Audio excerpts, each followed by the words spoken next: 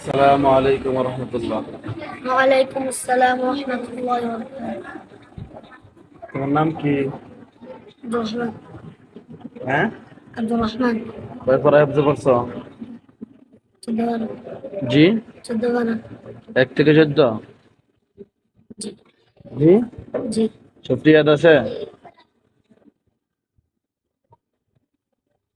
জি আলহামদুলিল্লাহ বলতে হয়। আলহামদুলিল্লাহ। আচ্ছা, তো তুমি কয়টা সুরে পড়তে পারো? শেখ আইয়ুবের সুর পারো? জি তাসলিমের সুরটা পারো? জি মাকাম হিজাজ পারো? জি মাকাম জেহারকে পারো?